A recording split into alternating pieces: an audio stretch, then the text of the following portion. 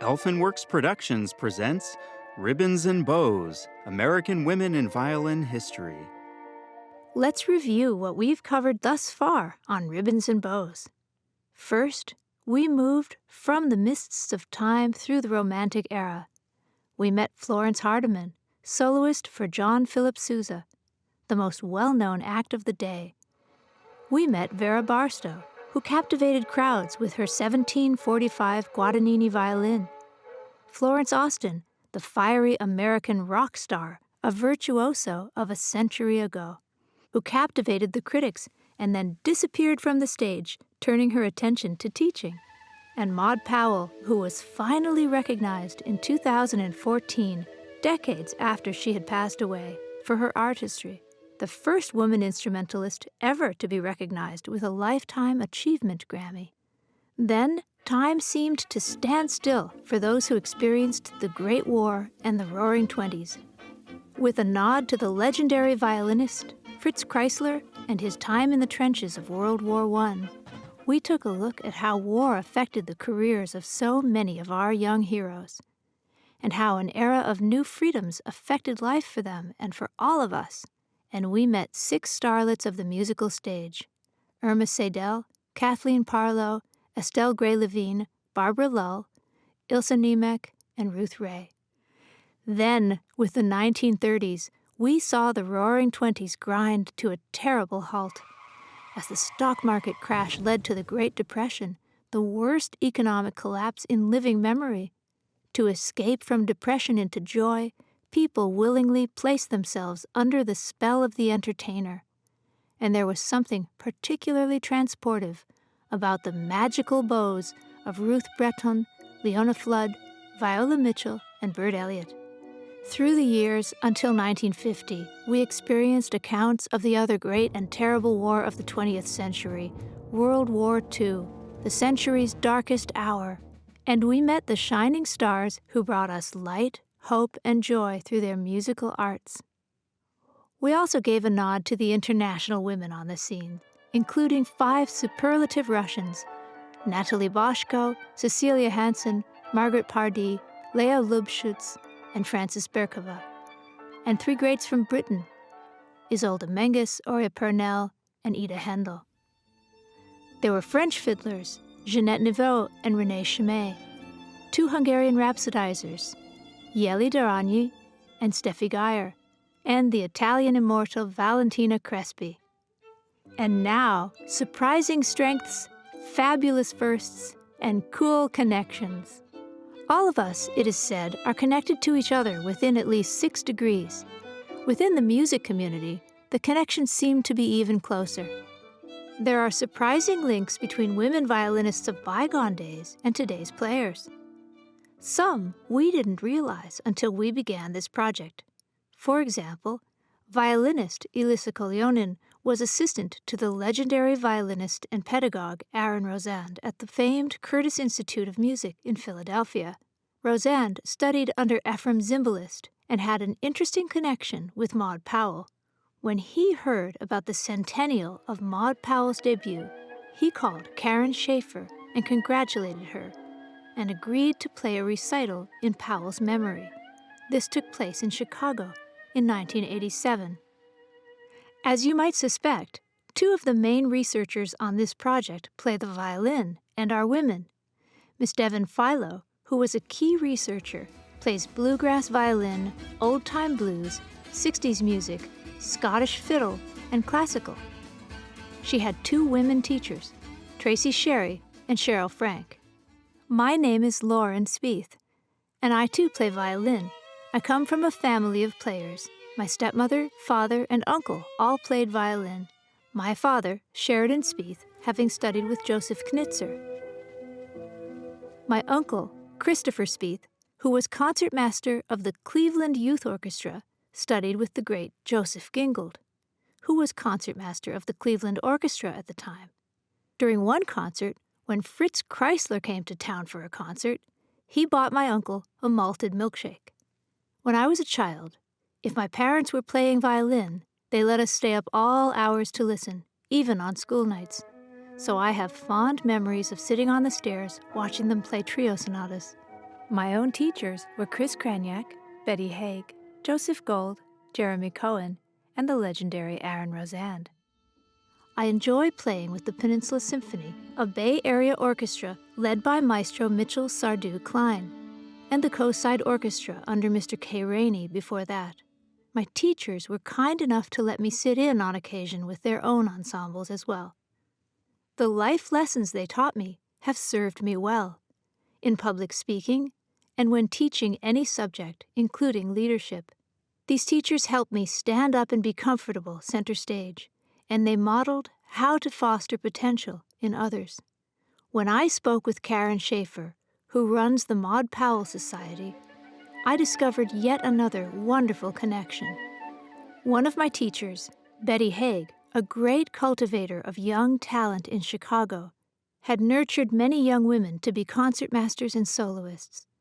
One of her famous students, Rachel Barton Pine, had owned one of Maud Powell's bows. As it turned out, Miss Pine had purchased this bow from Aaron Rosand himself.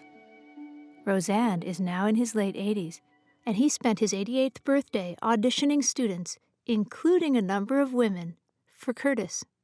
He is a big proponent of American violinists of the bygone era. He doesn't feel they've received the credit they were due. He's also cultivated the careers of many women soloists of note. He knew full well the difficulty that virtuosic women faced in the earlier days. His late wife was one of the greatest pianists you've never heard of, Eileen Flissler. Leonard Bernstein used to play second piano for her and accompany her and engaged her as a pianist for the Philharmonic. And she was pianist for the Metropolitan Opera. But to make a solo career during the 1940s or 50s was almost an impossibility. There were only two that Rosand could think of, Myra Mess, who was famous during the Big World War and a great Beethoven exponent, and Guiomar Novaes. Other than that, he tells us, women were hardly allowed to walk on stage alone. Eileen accompanied him on a recording of the Brahms Hungarian dances. However, when the album was initially released, the label believed that a woman's name would harm sales, and they insisted on a pseudonym. When the CD was later reissued, Rosand insisted on a correction. He told me that when they first began to play together, people couldn't accept the fact that there was a woman accompanist. Because how could you be traveling around and playing together if you're not married? This was before they were married. They felt it was unseemly. At that time, it was pretty difficult for a woman to make a career at all. Eileen was a very frustrated young pianist, but none of the frustration comes out in her music. Shall we give her a listen?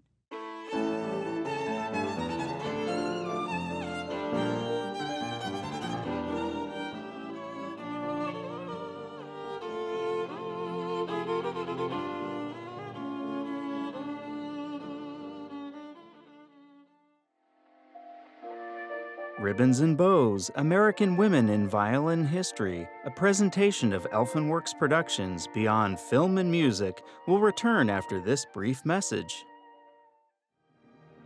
This is Mitchell Sardou Klein, conductor of the Peninsula Symphony, where women have always been a part of our history, from our first performance in 1948, enriching and engaging our community with inspiring, innovative, affordable, high-quality musical performance, right up to our current focus on music by living female composers, as well as our efforts through our Bridges to Music outreach and education programs.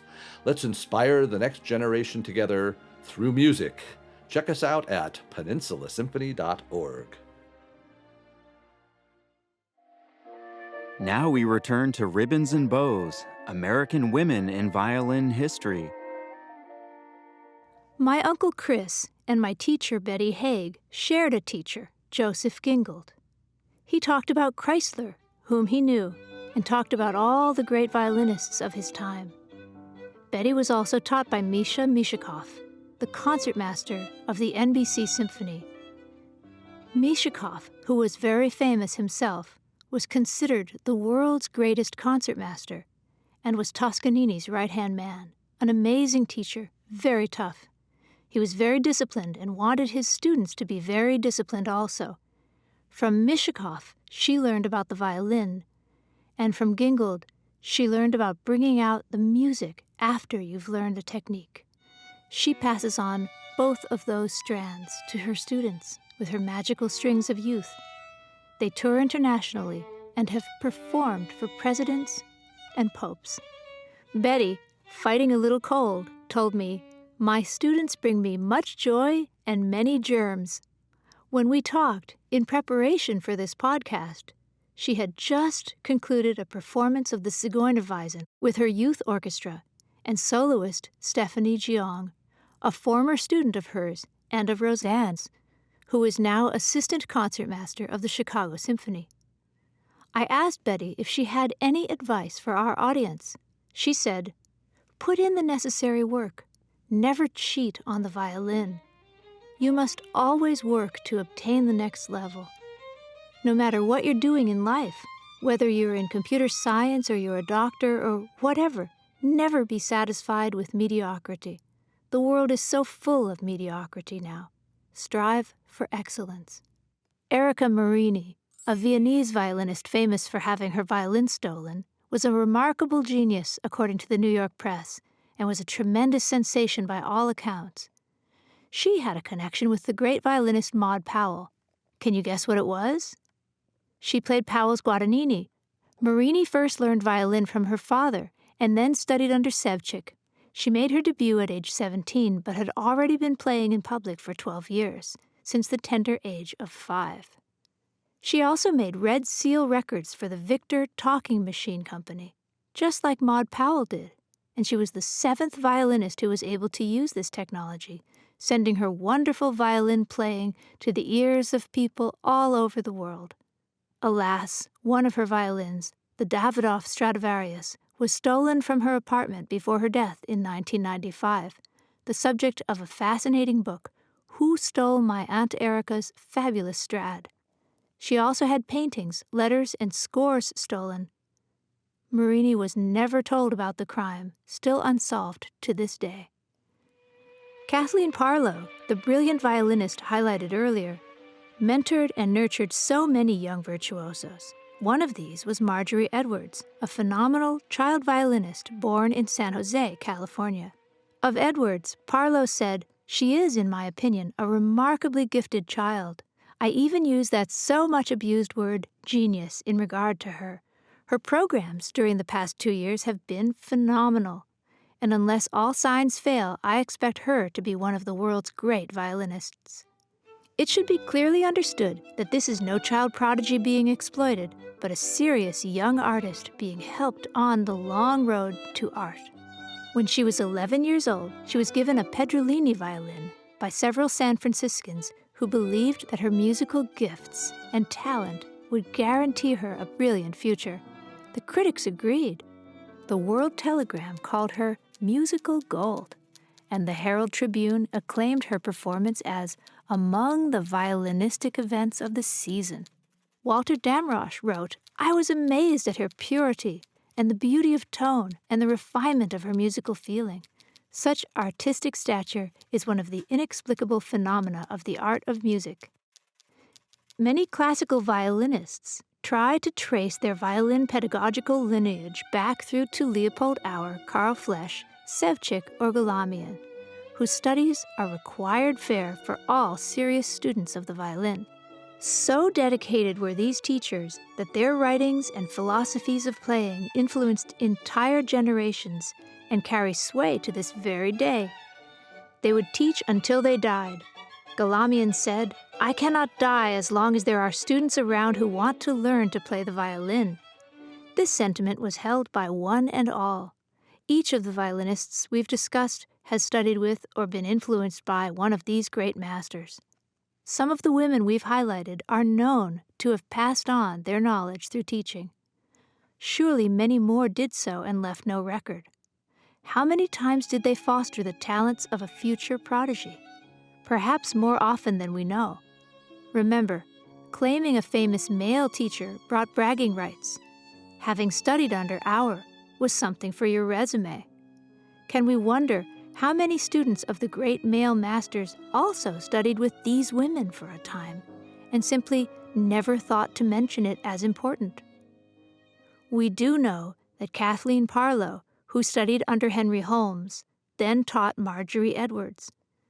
We also know that Isabel Murray, one of British Columbia's most famous women violinists, was taught privately by Isolde Menges while she was living with friends in Canada, and Menges in turn had been taught by Flesch and Auer.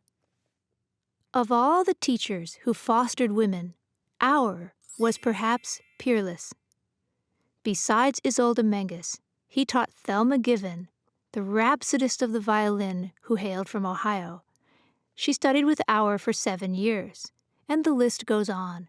Ruth Ray, Kemp Stillings, Nathalie Boshko, Cecelia Hansen, Ilse Niemack, May Harrison, Mary Gale Hafford, Florence Hardeman, Marie Kaslova, Frances Berkova, Evelyn Starr, Kathleen Parlow, Cordelia Lee, and also Ruth Breton, who forged a reputation both in America and Europe, and who studied under Auer in New York.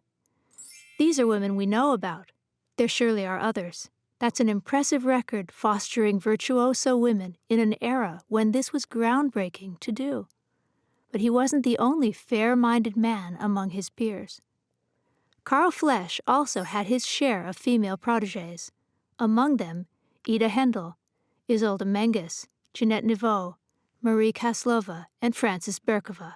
Yes, Berkova studied with them both. Henry Shradiak taught both Florence Austin and Maud Powell. And Galamian? He too had some female students. Helen Kvalvasser, Margaret Pardee, and Betty Jean Hagen. Ottokar Sevcik taught a handful, including Erika Marini, Marie Kaslova, Gisela New, and Kemp Stillings. Then there was Eugene Itzai, teacher to Ruth Kemper, Nathalie Boshko, Mary Gale Hafford, and Leah Luboshutz. Persinger was mentor to Guilla Bustabo, Fredel Lack, Margaret Pardee, Dorothy Minty, among others. Gino Hubai taught Yeli Urani, Steffi Geyer, Johanna Marzi, Gisela New, and Erna Rubinstein. And we know that George Ionesco taught Ruth Kemper, Genette Neveu, Ida Haendel, and Madeleine Carabo. Even the famed violin virtuoso Jascha Heifetz taught a few women, including Beverly Somack and Celia Hansen. This episode features excerpts from copyrighted recordings of Maud Powell, Genette Neveu, Joe Gold, John Henry's Farm, Aaron Rozan, Eileen Flissler, and Guilla Bustabo that were used with permission from the copyright holders. For details, including full legal notice, visit elfenworksproductions.com. This concludes Part 1 of a special extended presentation of Ribbons and Bows, American Women in Violin History. Tune in next time for Part 2. Learn about all our products, including this one, available as an audiobook release, and find more information and detailed histories online now at www.elfenworksproductions.com. We thank you for your patronage and partnership as we strive to tell the stories that matter. Copyright 2018, Elfenworks Productions, LLC. All rights reserved.